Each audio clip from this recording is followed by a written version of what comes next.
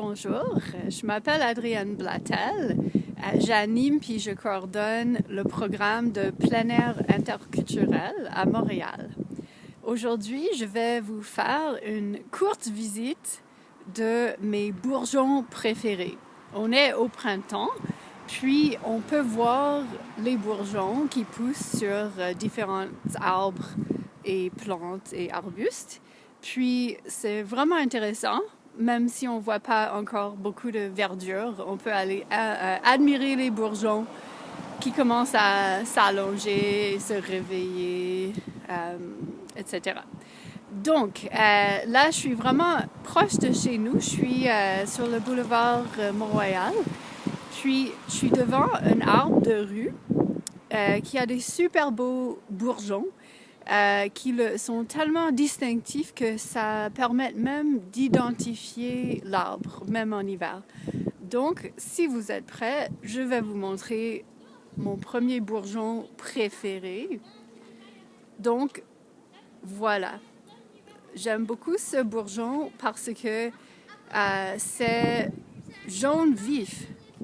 Puis, c'est vraiment le seul bourgeon que j'ai vu jusqu'à date sur un arbre comme ça qui a cette couleur-là. Donc, dès que je vois des beaux bourgeons jaune vif comme ça, je sais que ça vient d'un arbre qui s'appelle le carrier cordiforme. Donc, ça, c'est pas très facile à retenir, j'avoue. En anglais, c'est un peu plus facile. C'est le Bitternut Hickory. Puis, qui produit des noix qui sont très amères. Puis, il paraît que même les écureuils trouvent ça très amer.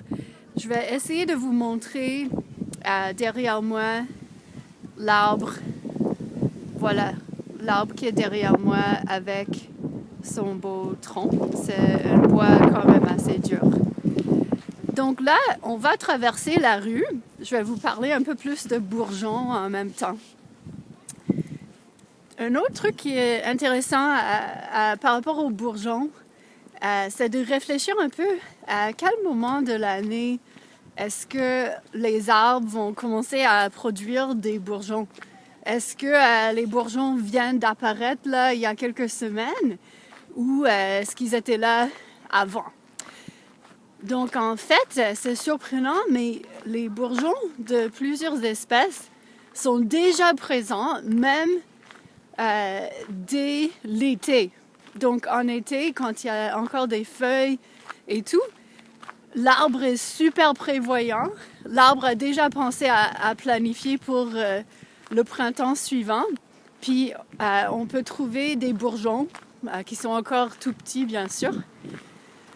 Puis là, pendant l'hiver, on peut les voir aussi.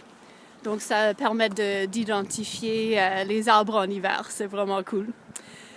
Donc, voilà, on est devant un autre bourgeon que j'adore, un autre de mes bourgeons préférés qui commence à s'ouvrir pas mal.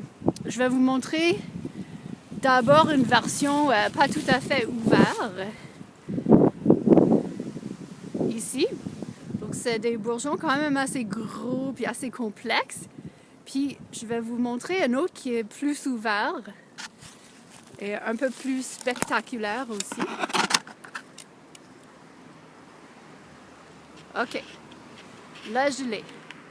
Donc, là, c'est des bourgeons qui contiennent non seulement des feuilles, mais aussi les futures fleurs.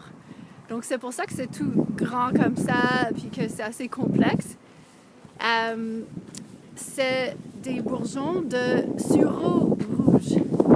Le sureau rouge, c'est un arbuste indigène. Donc, c'est pas un grand arbre, mais c'est quand même un peu boisé. Mais c'est souvent planté parce que ça va très bien dans nos forêts. Donc, c'est une bonne plante pour reboiser ou replanter dans les endroits à renaturaliser. Là, on est en bordure de parc. Et ça va faire des grandes grappes de fleurs blanches après. Puis ensuite, ça va faire des baies. Mais ce n'est pas des baies qui sont bonnes à manger, malheureusement. Puis là, un truc intéressant à remarquer, c'est que ces bourgeons sont ce qu'on appelle opposés. Ça veut dire qu'on en a deux, un face à l'autre. Puis les branches poussent comme ça aussi. Donc les branches aussi vont pousser un en face de l'autre. Je vais essayer de vous montrer ça. Oups. Alors, je m'excuse, j'essaie de trouver une petite place. OK, voilà. Donc on voit que il y a la tige principale, le tronc principal, puis on a aussi une branche qui est en face de l'autre branche. Donc, je vais l'enlever de là. Le fait d'avoir des bourgeons ou des branches et des tiges opposées, c'est intéressant parce que ça peut nous aider à identifier l'espèce. Il y a certains arbres et arbustes qui ont les bourgeons opposés, puis d'autres pour lesquels ce n'est pas aligné. C'est plutôt, on l'appelle alterne, quand les bourgeons ne sont pas alignés.